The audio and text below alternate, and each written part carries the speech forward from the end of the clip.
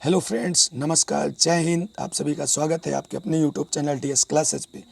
आज की वीडियो में हम पढ़ने वाले हैं वर्ब एंड इट्स टाइप्स, अर्थात क्रिया और उसके प्रकारों के बारे में। तो आज का वीडियो शुरू करने से पहले साथियों एक छोटी सी रिक्वेस्ट है, यदि हमारा वीडियो आपको पसंद आए तो प्लीज़ हमारे चैनल को सब्सक्राइब कीजिए और हमारे वीडियो को लाइक और शेयर कीजिए। तो आइए साथियों, बिना समय नष्ट किए शुरू करते हैं आज का वीडियो। सबसे पहले वर्ब या जिसे क्रिया कहते हैं उसकी डिफिनीशन देखते हैं। तो a verb is a word which denotes an action, possession, relation or a state of being. अर्थात क्रिया यानी वर्ब वह शब्द है जिससे किसी के कार्य, अधिकार, संबंध या अवस्था का बोध होता है। अब इसे कुछ एग्जांपल्स के थ्रू और क्लियर करते हैं। जैसे सोहन इट्स फूड, तो ये एक्शन प्रदर्शित कर रहा है ये सेंटेंस। द क्लॉक स्ट्राइक्स, ये भी एक्शन को प्रदर्शित करने वाला है। Ram is kind, Mohan became mad, you look happy, ये सब स्टेट यानी अवस्थाओं को प्रदर्शित करते हैं। अगला एग्जाम्पल है आई हैव ए स्कूटर, ये पोसेशन यानी अधिकार दिखाता है। अगला है ए किंग हैड 3 क्वींस, ये संबंध दिखाता है यानी एक राजा के 3 रानियां थी, तो ये क्या है, राजा और रानी का आपस में संबंध प्रदर्शित करता है। तो इन एग्जाम्पल्स के थ्रू ये क्लियर हो गया कि जो हमारी क्रिया है वह एक ऐसा शब्द है जिससे कार्य, अधिकार, संबंध या अवस्थाओं का बोध होता है। तो आइए आगे देखते हैं क्या है। अब हम पढ़ते हैं काइंड्स ऑफ वर्ब, अर्थात क्रिया के प्रकारों के बारे में। हमने 3 एग्जाम्पल्स ले रखे हैं। उन एग्जाम्पल्स को पढ़ के उसके बाद में हम देखते हैं कि ये क्या क्लियर हो रहा है। 3 एग्जाम्पल्स इस प्रकार से, he wants to play cricket, दूसरा है you want to play cricket, तीसरा है I wanted to play cricket. Want to play, these are 2 verbs in the given sentences, अर्थात दिए गए वाक्यों में वांट्स टू प्ले जो हैं वो क्या है, वर्ब्स यानी क्रियाएं हैं। Want changes as tense or subject change but to play not changes.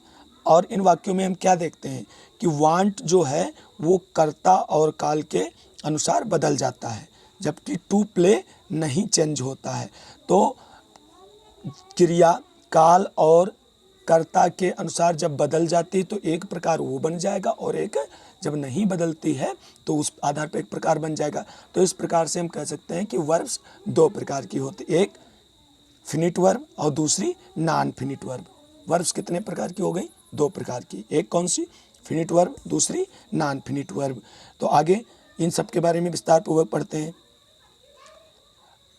अब एक डायग्राम है, इसके थ्रू हम और काइंड्स ऑफ वर्ब को क्लियर करते हैं। तो वर्ब बता दिए हमने 2 प्रकार की होती है, फिनिट वर्ब और नॉन फिनिट वर्ब।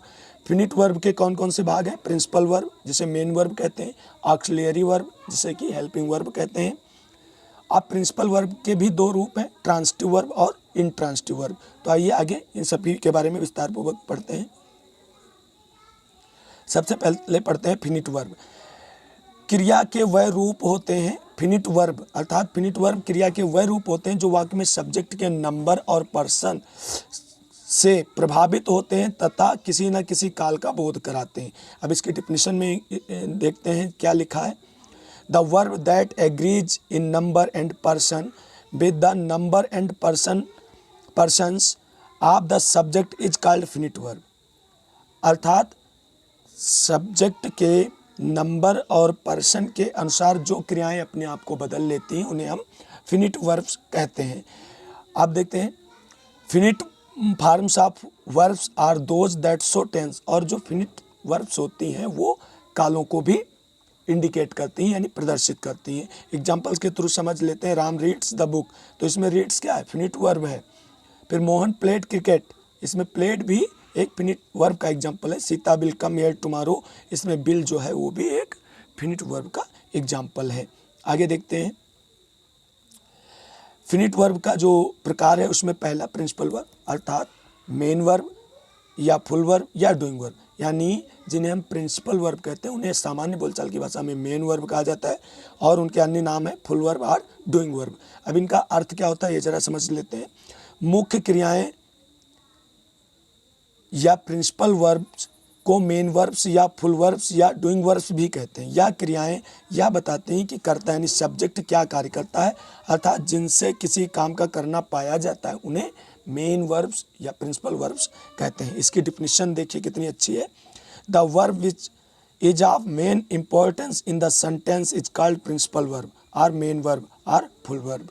यानी जिनका महत्व होता है, जो वाक्यों में महत्वपूर्ण होती हैं, उन्हें हम प्रिंसिपल वर्ब या मेन वर्ब कहते हैं। एग्जाम्पल्स के थ्रू और क्लियर करते हैं। We killed a snake, killed क्या है? मेन वर्ब है।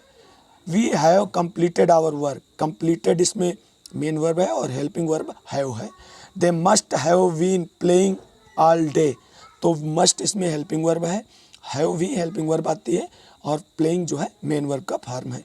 इसी प्रकार से द सन इज हॉट, इसमें इज जो है मेन वर्ब है। उसके बाद देखते हैं अगला example, Sita is writing an essay, तो राइटिंग हेल्पिंग वर्ब या ऑक्सिलरी वर्ब है और राइटिंग मेन वर्ब का एग्जाम्पल है।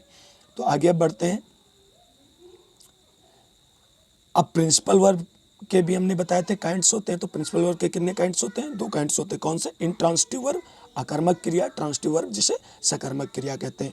अब देखते हैं क्या है इंट्रांसिटिव वर्ब। वह क्रिया जो यह बताती हो कि कर्ता के कार्य का प्रभाव कर्ता तक ही सीमित रहता, अर्थात किसी अन्य व्यक्ति या वस्तु पर नहीं पड़ता है, इंट्रांसिटिव वर्ब कहलाता है। यानी जिन क्रियाओं का प्रभाव ऑब्जेक्ट पर ना पड़े, या हम कह सकते हैं जिन सेंटेंसेस में ऑब्जेक्ट ना हो, उन वाक्यों में जो वर्ब्स लगे होते हैं उन्हें हम इंट्रांसिटिव वर्ब्स कहते हैं। डेफिनेशन देख लेते हैं इंट्रांसिटिव वर्ब की, बहुत इंटरेस्टिंग है। The verb used without an object is called intransitive verbs. यानी जो क्रियाएं बिना कर्ता के बिना ऑब्जेक्ट के प्रयोग में लाई जाती हैं उन्हें हम इंट्रांसिटिव वर्ब्स कहते हैं। जैसे सी लाप्स, ही बीप्स, तो लाप्स और बीप्स इनका प्रभाव किन्हीं ऑब्जेक्ट पे नहीं पड़ रहा, ना तो इन वर्ब्स के साथ ऑब्जेक्ट है, तो इसलिए ये क्या है? लाप्स और बीप्स जो हैं वो इंट्रांसिटिव वर्ब्स के एग्जाम्पल्स हैं। अब देखते हैं ट्रांसिटिव वर्ब जिसे कि हम सकर्मक क्रिया कहते हैं। वह क्रिया जो यह बताती हो कि कर्ता के कार्य का प्रभाव कर्ता तक ही सीमित नहीं रहता, बल्कि उसका प्रभाव किसी दूसरे व्यक्ति या वस्तु पर भी पड़ता है। डेफिनेशन इसकी देख लेते हैं। The verb used with an object is called transitive verb. यानी जो क्रियाएं ऑब्जेक्ट के साथ यूज होती हैं उन्हें हम ट्रांसिटिव वर्ब या सकर्मक क्रियाएं कहते हैं। जैसे मोहन राइट्स अ लेटर, तो मोहन की क्रिया जो राइट्स है उसका प्रभाव ऑब्जेक्ट अ लेटर पे पड़ रहा है, तो इसलिए इसमें राइट जो है वो क्या है? ट्रांसिटिव वर्ब का एग्जाम्पल है। अब आगे देखते हैं ऑब्जेक्ट क्या होता है। वैसे तो ऑब्जेक्ट के बारे में हमने आपको सेंटेंसेस जब पढ़ा रहे थे सबसे पहले वीडियोज में, तो वहाँ पे हमने आपको बताया था ऑब्जेक्ट के बारे में, लेकिन आज फिर थोड़ा एक नज़र डालते हैं। जिस शब्द या शब्द समूह से उस व्यक्ति या वस्तु का बोध हो जिस पर क्रिया के कार्य का प्रभाव पड़ता है, उस शब्द या शब्द समूह को कर्म या ऑब्जेक्ट कहते हैं। अधिकतर ट्रांसिटिव वर्ब्स के बाद एक ऑब्जेक्ट आता है, परंतु कुछ ट्रांसिटिव वर्ब्स अपने बाद 2 ऑब्जेक्ट रखते हैं। उनमें से एक व्यक्ति के लिए आता है, उसे इनडायरेक्ट ऑब्जेक्ट कहते हैं, और दूसरा वस्तु के लिए आता है, उसे इनडायरेक्ट ऑब्जेक्ट कहते हैं। एग्जाम्पल्स में डायरेक्ट और इनडायरेक्ट ऑब्जेक्ट को और क्लियर करते हैं। राम गेव मी अ पेन, तो इस वाक्य में मी जो है इनडायरेक्ट ऑब्जेक्ट है, व्यक्ति के लिए प्रयुक्त हुआ। ए पेन वस्तु के लिए प्रयुक्त हुआ है, इसलिए ये डायरेक्ट ऑब्जेक्ट है। अगला एग्जाम्पल देखते हैं। He brought me a book, तो इसमें मी इनडायरेक्ट ऑब्जेक्ट है क्योंकि व्यक्ति के लिए प्रयुक्त हुआ है, और अ बुक जो है वो डायरेक्ट ऑब्जेक्ट है क्योंकि वो किसी वस्तु के लिए प्रयुक्त हुआ है। अब आगे देखते हैं ऑक्सिलरी वर्ब्स, यानी जिसे सहायक क्रिया हम कहते हैं, ये क्या होता है? तो सबसे पहले जान लेते हैं, ये आज क्लियर हो जाएगी कितनी ऑक्सिलरीज वर्ब्स होती हैं। जो क्रिया किसी प्रिंसिपल वर्ब यानी मुख्य क्रिया के टेंस, मूड, वॉइस बनाने में सहायक होती और इस तरह सहायक बनने में उसका अपना प्रिंसिपल वर्ब के रूप में जो स्वतंत्र अर्थ है उसे खो देती हैं, वह ऑक्सिलरी वर्ब यानी सहायक क्रिया कहलाती हैं। यानी जो क्रियाएं प्रिंसिपल वर्ब्स की हेल्प करती हैं उन्हें हम ऑक्सिलरी वर्ब्स कहते हैं। ये 24 होती हैं। ये आज तक आपको किसी ने नहीं बताया होगा कि ऑक्सिलरी वर्ब्स कितनी होती हैं, तो याद रखना 24 होती हैं, और बहुत मुश्किल से इस बुक में मिला है, जनरली सभी बुक्स में ये नहीं दिया होता है।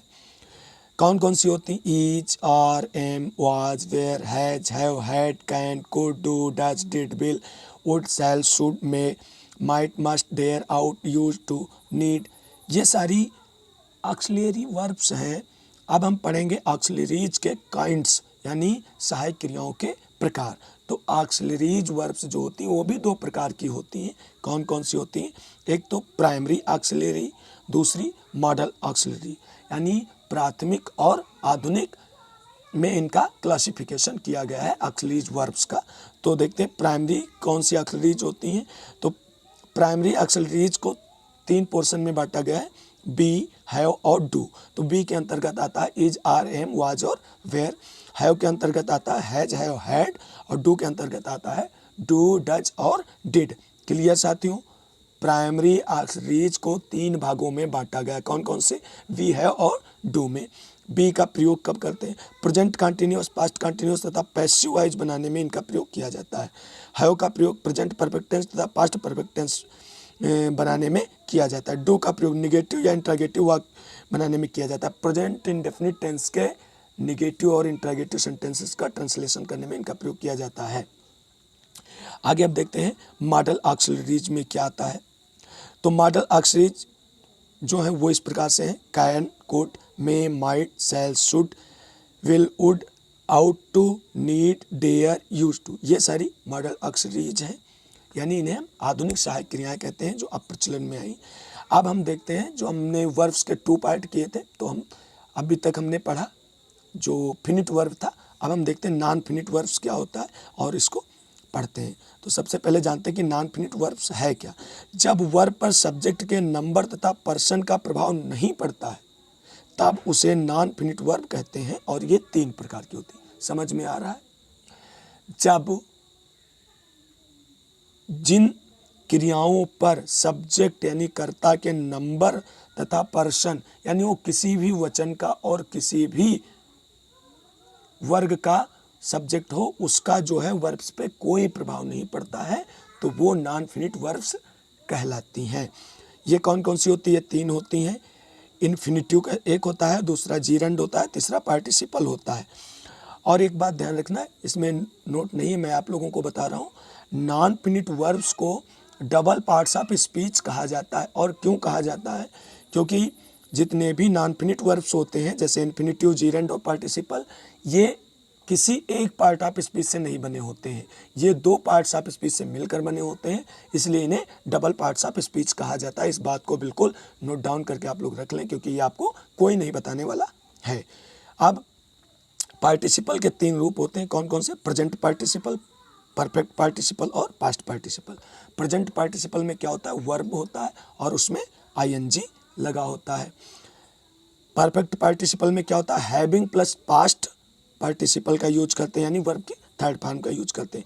पास्ट पार्टिसिपल में क्या होता है? वर्ब की थर्ड फॉर्म होती है, यानी जो भी ईडी, ईएन जिस प्रकार से वो बनी वो होगी।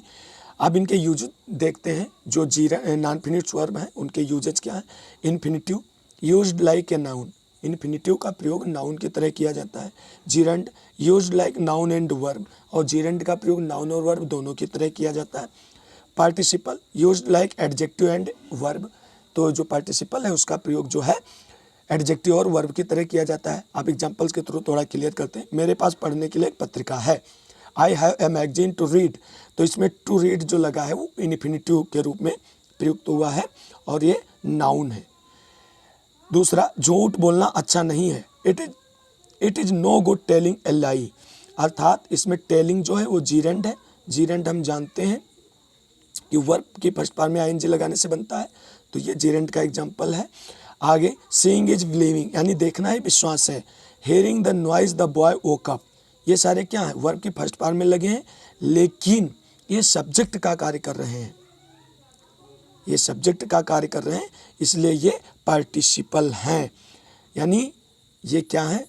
नीचे वाले वाक्य में देखते हैं, एडजेक्टिव की तरह संज्ञा बॉय को क्वालिफाई कर रहा है। जो हेयरिंग है वो क्या है? एडजेक्टिव की तरह बॉय को क्वालिफाई कर रहा है, इसलिए इसमें क्या है? ये पार्टिसिपल कहलाएगा। तो साथियों क्लियर हो गया कि वर्ब्स 2 प्रकार की होती है। कौन कौन सी?